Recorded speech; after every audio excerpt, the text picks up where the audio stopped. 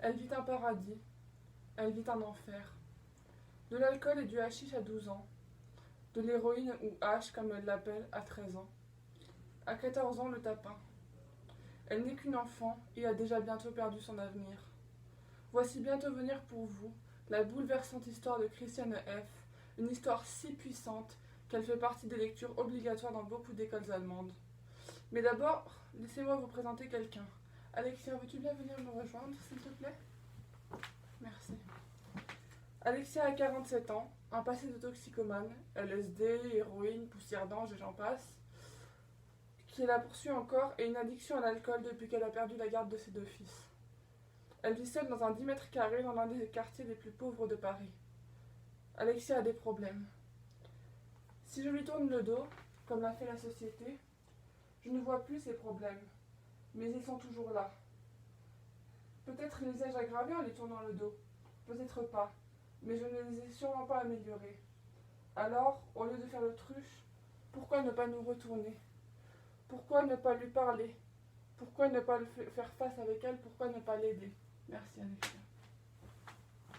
Christiane aussi aurait bien aimé et voulu qu'on l'aide, mais personne n'est venu à son secours. Dans sa famille comme dans la société, elle était rejetée. Cependant, les choses n'ont pas toujours été comme ça pour elle.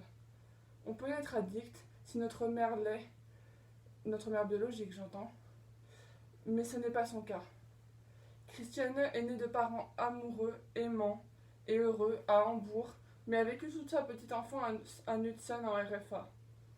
À l'âge de 6 ans, elle déménage avec ses parents et sa petite sœur, plus jeune d'1 an, pour Berlin-Ouest, et la famille s'installe dans un appartement de 6 pièces qu'est Paul Linkel.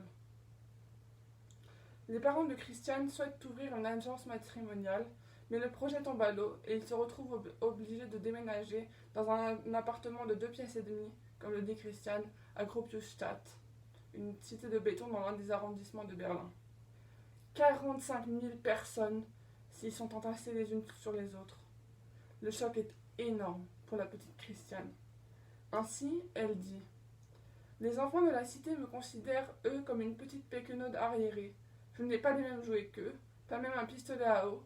Je m'habille autrement, je parle autrement, et je ne connais pas leur jeu. Ils ne me plaisent pas non plus. Au village, les enfants respectaient les adultes, dit-elle plus tard. Et je me disais qu'à l'école, les autres aussi seraient bien forcés d'obéir au maître. Mais il en va tout autrement. Au bout de quelques jours, les élèves se baladent et se bagarrent en pleine classe. Petit à petit, les choses s'empirent.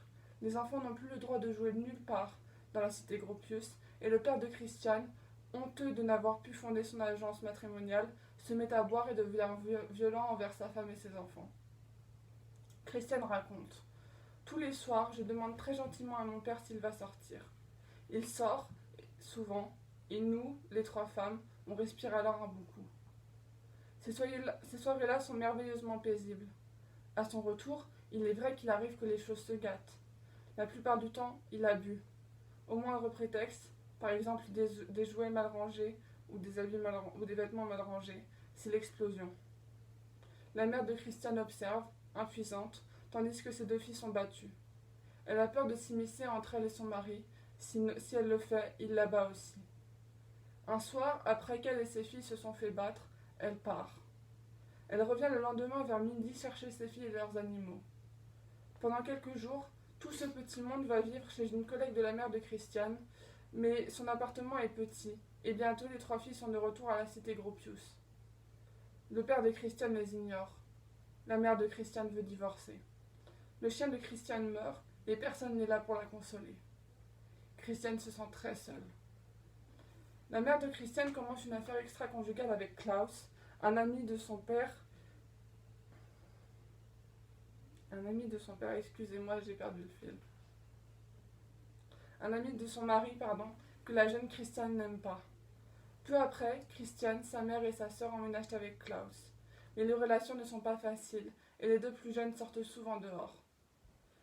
Le père de Christiane lui propose, ainsi qu'à sa sœur, de revenir chez lui. Sa sœur accepte, mais Christiane n'arrive pas à oublier ce qu'il leur a fait. À présent, elle a 12 ans et commence à être attirée par la force et la puissance des garçons, même si elle a également peur d'eux. Elle ne se sent pas la bienvenue chez elle et reste dehors jusqu'à 10 heures du soir. Elle commence le lycée avec 2 semaines de retard, dû à un voyage en Espagne organisé par son père. Elle est perdue, ne sait pas quelles options choisir, et encore une fois, personne n'est là pour l'aider. À cet âge déjà, comme ses camarades, elle considère que tous les vrais mecs disparaissent dans le coin des fumeurs et boivent de la bière à la pause. C'est à cette époque que Christiane commence à fumer des cigarettes et à boire elle aussi de la bière. Elle rencontre Casey, une jeune fille avec qui elle a beaucoup en commun. C'est Casey qui apprendra à Christiane à sécher les cours et la fera rentrer à la discothèque d'un endroit pour jeunes appelé la maison du milieu, le club. C'est là que Christiane rencontre Piet et ses amis qu'elle admire beaucoup. Mais ils se droguent et Christiane, bien que désespérée de faire partie de la bande, ne se sent pas prête. Alors elle se saoule pour la première fois afin d'éviter un sentiment d'infériorité certain. Grâce à sa nouvelle bande, elle vient à écouter la musique de David Bowie et bientôt ne jure plus que par lui. Comme vous pouvez le voir, Christiane a des problèmes émotionnels liés à son enfance chaotique. Mais continuons avec notre histoire. Pour Christiane, et je cite, « Les gens de la bande sont des êtres supérieurs. Ils ne crient pas, ne se bagarrent pas, ne jouent pas les terreurs. Leur supériorité semble émaner d'eux, tout simplement. Entre eux aussi, ils sont terriblement cool. Ce que Christiane ne sait pas encore, c'est que leur comportement n'est que l'effet du hashish. Elle a par ailleurs appris par cœur tout ce qui a trait avec sa bande, comme leur vocabulaire par exemple, et prend tout ce qu'elles disent pour vrai. Un peu plus tard, elle fumera avec eux pour la première fois du hashish, sans aucun effet notoire. Christiane se trouve avec sa bande supérieure aux autres. Entre-temps, les relations de Christiane et sa mère et son beau-père se tendent de plus en plus. Christiane boit parfois dès le matin et fume dès la sortie de l'école. Un jour, Piet lui propose du LSD. Son premier voyage sera à la fois terrifiant et fantastique. Elle ne supporte plus la vie, ne veut pas de celle des adultes qu'elle connaît. Mais au bout de quelques mois, le LSD ne leur fait plus beaucoup d'effet et doivent à présent se droguer à l'éphédrine et au mandrake. Christiane est à présent constamment déprimée, même en présence de sa bande. Casey et elle vont alors au Sound, la discothèque la plus moderne d'Europe, et elles y retourneront tous les samedis. Mais bientôt, Casey n'a plus le droit de sortir. Comme c'est elle qui avait de l'argent pour la drogue, Christiane se met à voler. Au Sound, elle rencontre un garçon, Hatze, et se retrouve intégrée à sa bande. Christiane est amoureuse. Par ailleurs, elle ne rentre plus chez elle le week-end. Au début, tout se passe bien, mais Hatze la trompe. Christiane pense que c'est la fin du monde, mais elle retombe vite amoureuse. Il fait partie de sa bande et s'appelle Detlef. L'héroïne fait ses ravages au Sound et dans la nouvelle bande de Christiane, et bientôt, elle a une profonde admiration pour les junkies. Au début, Christiane ne veut pas y toucher, mais Detlef se fait sa première picouse. Elle se fixera pour la première fois après un concert de David Bowie, après avoir fait la manche afin de pouvoir, au départ, acheter une dose d'hache pour l'un de ses amis. Bientôt, Christiane quittera définitivement le domicile familial, pour s'installer avec Detlef et ses amis dans un appartement qui leur appartient. Pour se payer ses doses, Christiane se met au baby tapin, c'est-à-dire la prostitution pour les adolescents et les adolescentes. Aujourd'hui, Christiane a 58 ans, une cirrhose du foie et l'hépatite C, qu'elle a sans doute hérité d'un partage de seringues dans sa jeunesse. Elle vit dans un petit appartement et a perdu la garde de son fils. Peut-être vous demandez-vous pourquoi je vous raconte son histoire. C'est parce qu'à travers Christiane, on peut retrouver l'histoire de chaque toxicomane, qu'elle soit passée aux drogues dures ou non. Parce que l'on entend rarement parler de l'humanité des drogués. Ils ne sont plus que ça d'ailleurs, des drogués. Parce que l'on pense que les personnes droguées ont choisi de l'être et qu'ils sont aussi fautifs que les dealers. Parce que l'on ne s'arrête jamais pour se demander si cet être cher qui se drogue ne se drogue pas à cause de nous. Ou si ce junkie qui vient de se fixer, au final, ce n'est pas de notre faute en tant que société s'il se drogue. Bien sûr, la personne qui se drogue peut voir cela comme un choix, mais comme nous le montre l'histoire de Christiane, ce n'est pas le cas. Après tout, nous sommes un produit de notre environnement, et nos choix, inévitablement, le sont aussi.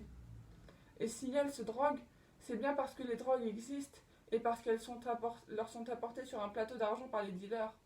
Et si elles ont besoin de se droguer, comme le dit Christiane, c'est qu'elles ne peuvent plus supporter le monde dans lequel nous vivons et que nous ne sommes pas là pour les aider à traverser les périodes difficiles de leur vie. Nous sommes trop égoïstes. Je demande, pour toutes les personnes toxicomanes, un accompagnement psychologique obligatoire d'abord afin de leur faire comprendre les conséquences de leurs actions avec l'intervention d'anciens junkies et d'experts ou d'anciens drogués, pour ceux qui ne prennent pas encore forcément de lâche, quoique les junkies puissent les aider également, puis de les amener à parler de ce qui leur fait mal, de ce qu'ils ressentent, de ce qu'ils perçoivent du monde et des personnes qui le composent, avant de les accompagner à l'aide de médecins à travers une désintoxication.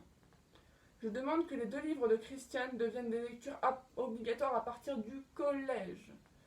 Nos enfants, nous les pensons innocents, mais beaucoup de personnes commencent à se droguer avant d'entrer au lycée ou à l'arrivée dans celui-ci et sont moins innocentes que vous pouvez le croire.